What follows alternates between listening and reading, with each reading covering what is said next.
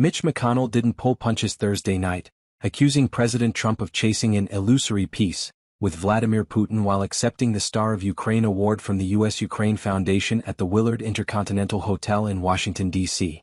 The 83-year-old Kentucky Republican, stepping down as Senate leader in January 2027, painted a grim picture of the administration's foreign policy, claiming Trump's advisors lack the backbone, resources, and national will to counter America's adversaries effectively.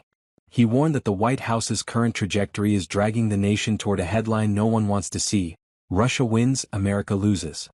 McConnell shredded the administration's handling of the three-year Ukraine war, arguing it's torching U.S. credibility on the global stage, leaving Ukraine exposed to ongoing threats, undermining alliances built over decades, and handing enemies like Russia a free pass to flex their muscle. Peace is a noble goal, he said, his voice steady, and few deserve it more than the people of Ukraine who feel its absence in their bones, standing amid the rubble of their homes, their schools, their churches, bidding farewell to sons, daughters, parents heading to the front lines, some never to return. He leaned into Ukraine's scarred history with the Kremlin, cycles of starvation, subjugation, and attempts to erase its identity, saying, "If there's anyone I'll believe when they say they want peace, it's the ones who had it stolen from them." The speech landed amid a spiraling U.S.-Ukraine rift that's been brewing for months. Rewind to February 28. Trump, 78, and Vice President J.D. Vance, 40, sat across from Ukrainian President Volodymyr Zelensky in the Oval Office.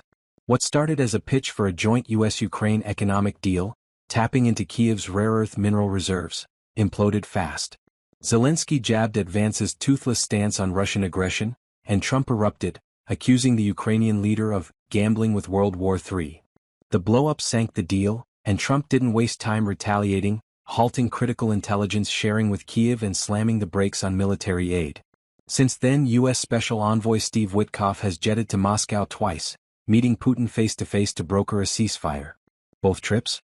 Dead ends.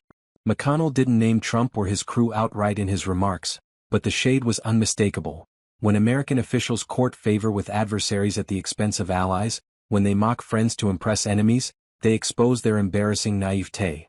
He doubled down, saying, "Cutting off Ukraine is like stabbing ourselves in the back. So is trashing allies who fought and died beside us. We should be dangerous allies, so fierce that enemies of democracy, sovereignty, and free commerce wouldn't dare question our resolve." McConnell's been a bulldog for Ukraine's war effort and a muscular U.S. presence worldwide, a stance he's held since his Senate start in the Reagan era. "National security isn't some side issue," he said last month. "It's the foundation. Every debate on agriculture, infrastructure, education, taxes flows from it. Every domestic policy depends on our duty to provide for the common defense." He's wistful for the days when Reagan's grit had American power surging, admitting it's atrophied since. "We've let it slip," he said, "and now a dangerous world is outpacing our efforts to rebuild."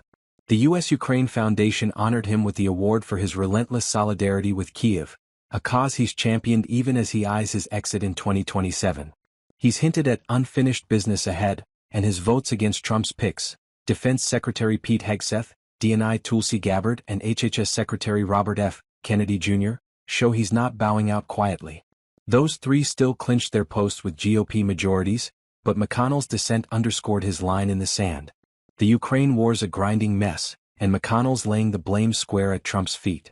"We've got a long, tough road ahead," he told the crowd, "but I'm proud to share it with you all. Russia's not backing off. Putin's been spotted flexing at a nuclear fleet base in Murmansk just days ago, and the White House's next steps could tip the scales." McConnell's not just sounding alarms. He's pleading for a return to the kind of American strength that doesn't flinch. Ukraine's hanging in the balance, and he's betting on U.S. resolve to pull it through. Trump's team, meanwhile, seems stuck in neutral, chasing deals with Moscow that go nowhere while Kiev's pleas for support echo louder. McConnell's parting message? America can't afford to blink. Not now, not ever. This isn't just about Ukraine, though. McConnell's framing it bigger, a test of what America stands for. He's tying the war to everything: trade, security, the works, arguing that letting Ukraine falter ripples back home. "Every question of policy here depends on our duty abroad," he said before, and he's sticking to it. The crowd at the Willard felt it, a mix of lawmakers, Ukraine backers, and D.C. insiders nodding along. Trump's camp hasn't fired back yet, but the tension's thick. With Witkoff's Moscow trips bombing and Zelensky's team scrambling, the stakes keep climbing. McConnell's betting his legacy on this fight, and he's not letting up.